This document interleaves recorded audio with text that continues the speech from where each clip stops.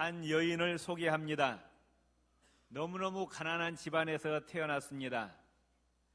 아기였을 때 어머니가 결핵으로 세상을 떠납니다. 아버지가 알코올 중독자였는데 아버지가 이 어린아이를 병원에다 갖다 버려버립니다. 동생은 또 어머니 병으로 옮아가지고 결핵 때문에 동생도 죽습니다. 세상에는 자기 혼자밖에 남지 않았습니다.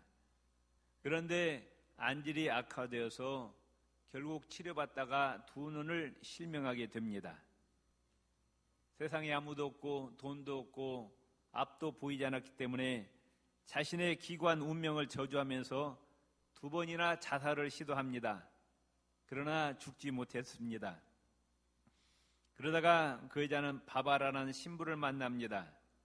이 신부에게서 예수님의 십자가의 사랑을 전해받습니다. 예수님의 십자가의 사랑이 그녀의 가슴 속에 새겨지는 순간 캄캄하던 절망의 어둠이 걷히고 새로운 소망의 햇살이 비춰오기 시작합니다. 그녀는 보스턴에 있는 파킨스 맹인학교에 들어갑니다. 6년간의 노력 끝에 최우등생으로 그 학교를 졸업합니다. 한 신문사의 도움으로 개안 수술에 성공합니다. 그녀는 바로 유명한 설리번 선생님입니다. 그 학교 교장 선생님을 통해서 가정교사를 하라는 부탁을 받고 학생을 소개받았는데 자기가 가르칠 학생은 자기보다 더 기구한 운명입니다. 앞을 볼 수 없는 맹인입니다. 말을 못하는 농아입니다. 듣지 못하는 청각장애를 가졌습니다. 볼 수도 없고 들을 수도 없고 앞을 보지 못하는 헬렌 켈러라는 학생을 소개받습니다. 이 설리반 선생은 이 헬렌 켈러를 위해서 48년간 모든 자기의 힘과 사랑을 쏟아붓습니다. 우리는 참 행복하죠? 여러분 불행하다고 생각하십니까? 행복하시죠? 옆 사람 당신은 행복합니다. 아멘. 우리는 예수 믿고 하나님의 자녀가 되었고 또 이렇게 하나님 건강 주셔서 이렇게 걸어서 예배 자리로 오게 해주시고 모든 면에 하나님의 감사하면서 사시기를 바랍니다. 이 불행했던 설리번 선생이 그 정말로 삼중고의 고통을 가지고 참으로 힘들게 살아가는 이 헬렌 켈러를 위해서 온 생애를 다 바칩니다. 그리고 필라델피아에 있는 템플 대학에서 헬렌 켈러가 박사학위를 받습니다. 그때 대학교에서는 그 헬렌 켈러를 양육한 설리반 선생에게도 박사학위를 수여합니다. 한 위대한 스승의 헌신과 사랑이 정말로 불행한 한 인간의 운명을 바꿔줄 수 있고 인류 전체에게 소망을 주는 위대한 역사를 이룰 수 있다는 것을 깨닫게 되었습니다. 저와 여러분은 가정에서 또 교회에서 내가 처한 모든 것에서 영적 스승임을 믿으시기를 바랍니다. 마태복음 5장 13절 16절에 너희 그리스도인은 세상의 빛과 소금이라 말씀하셨어요. 우리 옆 사람과 당신과 나는 세상의 빛이요 소금입니다. 아멘. 어두운 세상의 빛을 발하는 빛이고 썩어져가는 것의 부패를 방지하는 소금이라. 누가? 내가. 아멘. 그러면서 우리는 영적인 스승입니다. 가정에서 자녀들에게 또 목장 식구들에게 또 지역의 지역 식구들에게 새가족들에게 장기 결석자들에게 교회 학교 학생들에게 우리 모두는 영적인 스승입니다. 그러면은 영적 스승은 영적인 자녀들을 어떻게 가르쳐야 되느냐? 첫째, 아버지의 마음으로 사랑을 가르쳐야 합니다. 디모데전서 1장 18절에 바울이 디모데에게 편지하면서 아들 디모데야 이렇게 부릅니다. 디모데전서 1장 2절에 보면은 믿음 안에서 참 아들 된 디모데에게 편지한다 말씀하죠. 바울은 결혼하지 않았잖아요. 자식이 없어요. 그런데 디모데를 향해서 아들 디모데야 이렇게 부르는 거예요. 믿음 안에서 너를 낳았느니라 이렇게 말합니다. 공식적인 편지입니다. 그럼에도 불구하고 바울은 디모데를 향해서 사랑하는 자녀를 대하듯이 아들 디모데야 이렇게 부릅니다. 그 음성 느낌을 보세요. 아들 디모데 얼마나 사랑스럽냐고 말씀해요. 얼마나 사랑스러우면 공식적인 편지에다가 아들 디모데야 이렇게 불렀겠어요. 우리들이 영적 스승으로서 가져야 할 중요한 태도는 바로 아버지의 사랑의 마음입니다. 이 시대의 가장 큰 문제는 돈과 명예, 건강이 아니라 사랑에 목말라 있습니다. 학교 교육, 가정 교육, 교회에서 신앙 교육의 가장 중요한 본질은 사랑입니다. 아무리 좋은 지식을 전하고 좋은 환경을 제공해도 사랑이 없는 교육은 헛수고입니다. 우리 목장원들이, 우리 지역 식구들이, 또 교회 학교 학생들이, 또 우리 가정의 자녀들이, 새가족들이 원하는 것은 바로 사랑이라고 말씀합니다. 고린도전서 4장 15절에 그리스도 예수 안에서 복음으로써 내가 너희를 낳았음이라 말씀하셨습니다. 바울은 해산의 수고를 통해서 자녀를 낳는 심정으로 제자를 양육합니다. 그 자녀 낳을 때 엄마가 얼마나 고통스러워요. 그런데 이 바울은 영적인 자녀를 하나하나 길러내는데 바로 해산하는 수고를 통해서 자녀를 낳았다고 고백하고 있습니다. 오늘 가정과 교회와 사회와 국가의 이기는 바로 사랑이 없는 것입니다. 사랑으로 하지 않는 모든 교육은 물없는 오아시스와 같습니다. 오늘 우리에게 진정으로 필요한 것은 아버지의 심정으로 양육하는 겁니다. 단순한 성경 지식의 전달이 아니라 삶으로 가르치는 사랑의 교육이 필요합니다. 배고픈 어린 학생 몇 명이 몰래 학교 급식 창고에 들어갔어요. 거기에 들어가 보니까 건빵이 있습니다. 건빵 봉투를 뜯어가지고 자기들 주머니에다 가득 채웁니다. 또 보니까 분유가루 통이 있어요. 그 뚜껑을 뜯어가지고 애들이 머리를 쳐박고 먹기 시작합니다. 가루가 넘어가면서 목에 걸리니까 기침이 납니다. 마침 그 옆에 선생님이 지나가는데 그 급식 창고 안에서 학생들의 기침 소리가 들립니다. 창고 안으로 들어가 봤어요. 이 학생들이 몰래 먹다가 들켰습니다. 이제 학생들은 생각하기를 이제는 죽었구나. 천둥과 벼락이 떨어질 줄 알았어요. 그런데 선생님께서 뭐라고 말씀하시느냐? 야 이놈들아, 마름가루 먹다가 숨 막히면 어쩌려고 그래 하면서 물컵에다가 물을 따라 주는 것이었습니다. 그 물을 마시면서 개구녕이들은 가슴이 뭉클해집니다. 그래, 나도 큰 다음에 저 선생님처럼 용서해주는 사랑의 선생님이 되어야 되겠다. 이렇게 가슴에 다짐을 합니다. 우리 가정에, 우리 교회, 이 사회에 진정으로 필요한 것은 뭐냐? 예수님의 사랑입니다.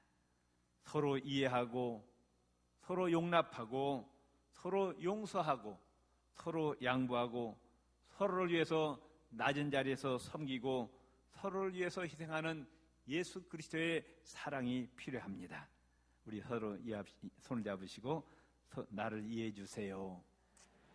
나를 용서해 주세요. 예, 아멘. 정말 우리는 정말로 필요한 게 뭐냐? 예수님의 사랑입니다. 아멘. 믿음, 소망, 사랑 가운데 제일이 뭐라요? 사랑이라. 사랑.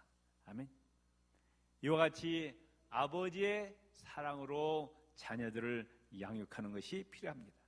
두 번째 영적 스승은 영적 자녀들에게 뭘 가르쳐야 되느냐?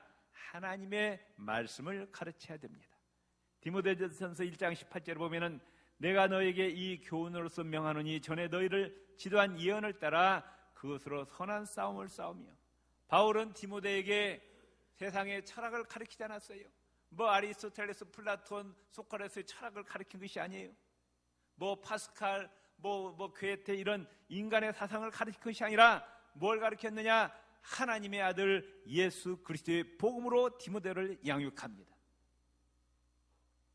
바울은 내가 복음으로 너를 낳았다고 고백해. 사람을 근본적으로 변화시킬 수 있는 힘은 뭐냐? 철학도 아니고 인간의 사성도 아니고 바로 예수 그리스도의 복음입니다. 디모데후서 3장 16절 17절에 보면은 모든 성경은 하나님의 감동으로 된 것으로 교훈과 책망과 바르게 함과 의로 교육하기에 유익하니 이는 하나님의 사람으로 온전케 하며 모든 선한 일을 행하기에 온전케 하려 함이라 말씀하셨어요. 하나님의 말씀은 우리를 영원한 천국으로 들어가는 길을 가르쳐 줍니다. 하나님의 말씀을 통해서 우리의 믿음이 날로 성장하게 됩니다. 이 어두운 세상에, 타락한 세상에 하나님 말씀은 인생길의 나침판이 됩니다. 뭐가 선이고 뭐가 악인지 분별이 안 되는 이 시대에 우리는 하나님의 말씀을 붙잡고 이 말씀대로 살아가시기를 바랍니다. 이 하나님의 말씀은 우리의 심령 가운데 참된 기쁨과 소망과 위로를 가져다 줍니다. 또 우리는 눈에 보이지 않는 마귀와의 영적인 전쟁을 치르고 있는데 이 전쟁에서 승리할 수 있는 무기가 뭐냐? 바로 하나님의 말씀이라고 에베소서 6장에 말씀하고 있습니다. 또한 하나님의 말씀은 우리를 지혜롭고 명철하게 합니다. 하나님 말씀대로 살 때 우리가 세상에서 승리하게 됩니다. 또한 하나님의 백성으로 온전케 되도록 교육을 시킵니다. 정말 하나님 말씀은 너무나도 귀합니다. 우리의 자녀들에게 단순한 학교 성적보다는 하나님의 생명의 말씀이 더 소중함을 깨우쳐 줘야 됩니다. 학교에서 뭐 1등급이냐 2등급이냐 3등급 이게 중요한 것이 아니에요. 그보다 더 중요한 게 뭐예요? 하나님의 말씀대로 살아가는 것이 더 중요하다고 말씀입니다. 한번 따라합시다. 여호와를 경외하는 것이 지혜의 근본이요 거룩하신 자를 아는 것이 명철임이니라.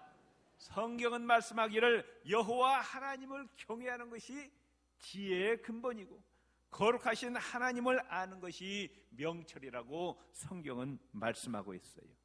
그렇기 때문에 우리는 가정에서 또 교회에서 목장에서 지역에서 하나님 말씀을 부지런히 가르치시기를 바랍니다. 세 번째로 영적 스승은 영적 자녀들에게 무엇을 가르쳐야 되느냐? 믿음과 선한 양심을 가르쳐야 된다고 말씀합니다. 디모데전서 1장 19절에 보면은 믿음과 착한 양심을 가지라. 어떤 이들은 이 양심을 버렸고 그 믿음에 관하여는 파선하였느니라. 내 자녀를, 가정의 자녀를, 또 내 제자를, 내 목장원을, 지역 식구를, 새가족들을 믿음이 있는 영적 자녀로 선한 양심을 가진 자로 양육하라고 성경은 말씀하고 있어요. 아무리 탁월한 지식을 가지고 재능을 가지고 있어도 하나님을 향한 믿음이 없으면 아무런 소용이 없는 겁니다. 요한일서 5장 4절에 보면은 대저 하나님께로서 난 자마다 세상을 이기느니라. 세상을 이기면 이것이니 우리의 믿음이니라. 아멘. 믿음의 자녀로 키우시기를 바랍니다. 그러면 세상을 이기는 위대한 자가 될 수가 있습니다. 여호와 하나님을 경외하고 하나님 말씀대로 순종하며 살면 하나님께서 그에게 복을 주시는데 나가도 복을 받고 들어와도 복을 받고 어디 가든지 머리가 되고 꼬리가 되지 않게 하시고 세계 모든 민족 위에 뛰어난 자가 되게 해주시겠다고 하나님께서 약속을 하셨습니다. 그렇기 때문에 여러분의 가정의 자녀들에게 믿음의 자녀로 키우시기를 바랍니다. 또 믿음을 가진 학생으로 키우시기를 바랍니다. 믿음을 가진 목장 식구로, 지역 식구로 키우는 영적 교사들이 되시기를 바랍니다. 또한 자녀들을, 제자들을 선한 양심을 가진 자로 양육해야 됩니다. 베드로전서 3장 16절에 보면은 선한 양심을 가지라. 이는 그리스도 안에 있는 너희의 선행을 욕하는 자들로 그 비방하는 일에 부끄러움을 당하게 하려 함이라 말씀하셨어요. 지금 이 시대에 요구되는 인물은 뭐냐? 선한 양심을 가진 자입니다. 지금 이 사회와 국가가 요구하는 이 인물이 뭐냐? 선한 양심을 가진 자예요. 이 시대에 지금 양심이 실종되었어요.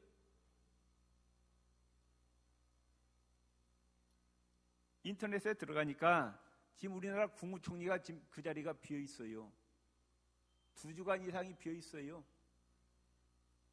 그 자리가 얼마나 막중한 자리인데, 그래가지고 청와대 그 인선하는 그 사람들이 어제 인터넷 들어가 보니까 뭐라고 그러냐, 교황 뽑기보다 더 힘들대.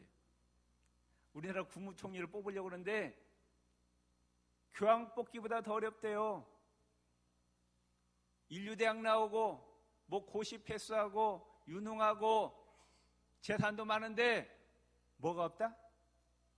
도덕성, 윤리성을 가진 사람을 찾기가 하늘의 별 따기보다 더 힘들다고 말씀입니다. 그래가지고 국회 청문회를 통과해야 되는데 청문회를 통과할 사람이 없다는 거예요. 이 나라가 지금 이렇게 생겼어요. 선한 양심이 실종되었어요. 싼 방법 가리지 않고 돈 법니다.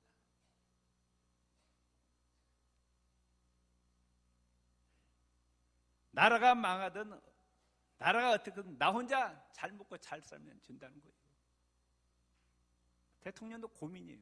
빨리 국무총리를 뽑아놔야 되는데 국무총리 할 만한 도덕적으로 윤리적으로 참신한 인물을 찾아보기가 힘들다.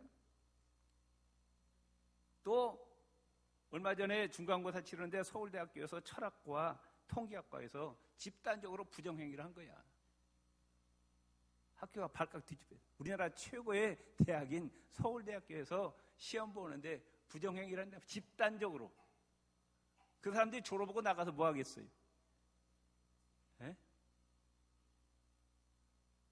지금 이 나라를 말아먹는 사람들이 멍청한 사람들이 아니에요.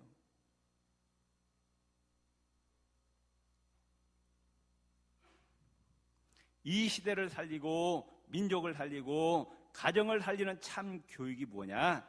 바로 올바른 신앙 교육의 회복입니다. 우리가 참된 영적인 스승의 자리로 돌아갑니다. 특별히 교회학교 교사들을 귀하게 여기시기를 바랍니다. 교회 안에 여러 가지 많은 직분이 많습니다. 다 귀합니다. 귀하지 않다는 게 다 아니에요. 찬양들도 귀하고 목장장도 귀하고 다 귀한데 특별히 제2세를 키워내는 교회학교 교사들이 참 귀합니다. 아멘. 여러분 교회학교 교사를 귀하게 여기시기를 바랍니다. 세계에서 가장 우수한 민족이 유대민족이에요. 노벨 수상자의 30%가 유대인들입니다. 세계 200대 재벌 가운데 15%가 유대인이고요. 미국 상원의원, 하원의원 정치인 가운데 10%가 유대인입니다. 미국 변호사의 30%가 유대인이고요. 미국의 최우수 대학 법대, 의대 교수의 50%가 유대인입니다. 미국의 언론인, 예술가, 과학자, 미국을 대표하는 모든 언론인들, 예술가, 과학자들이 다 유대인들이에요. 각각의 분야에서 최고의 두각을 나타내는 민족이 바로 유대인이에요. 어떻게 소수민족인 유대인들이 우리나라 인구보다 적어요. 그런데 세계 모든 분야에서 두각을 나타낼 수가 있느냐? 바로 교육입니다. 교육. 유대인들은 교육을 가장 소중하게 생각합니다.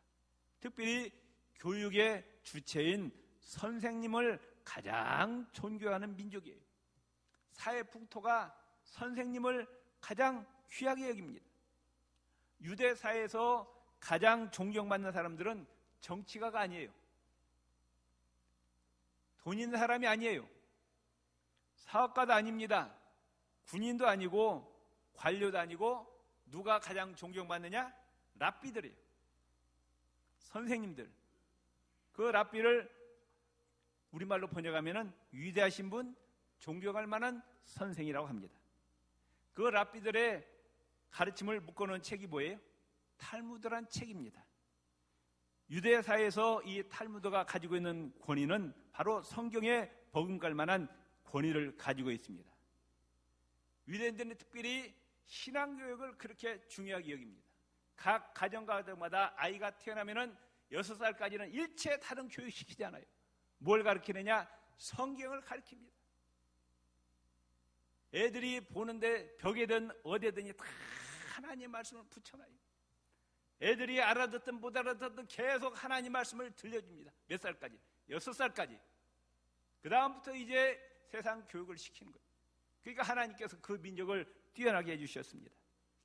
미국의 백화점 왕 존 워너메이커가 하루는 대통령으로부터 전화가 왔습니다. 당신의 탁월한 경영 솜씨를 발휘해서 최신부 장관을 맡아주시기 바랍니다. 그랬더니 이 워너메이커가 한마디로 거절합니다. 각하, 저는 거절합니다. 저는 주일날 교회학교 가서 교사를 해야 되는데 장관직을 맡으면 내 교회학교 아이들을 가르칠 수 없기 때문에 이건 보통 문제가 아닙니다. 나는 장관직을 안 맡겠습니다. 그래서 대통령이 그러면은 주일날 교회학교 가서 교사를 할 수 있도록 여건을 허락해 줄 테니까 장관직을 맡으라고 하니까 비로소 장관직을 수락합니다. 매주 토요일이면은 비행기를 타고 워싱턴에서 필라델피아 고향에 내려가 아이들을 하나님의 말씀으로 가르쳤습니다. 또 우리가 잘 아는 지미 카터 미국 대통령. 미국 대통령은 세계 대통령 아니에요. 현직 대통령이 주일날 비행기를 타고 고향에 내려가서 교회학교 교사를 한다고 말이에요. 이게 우리나라 사람 머리로 상상할 수 있는 일입니까?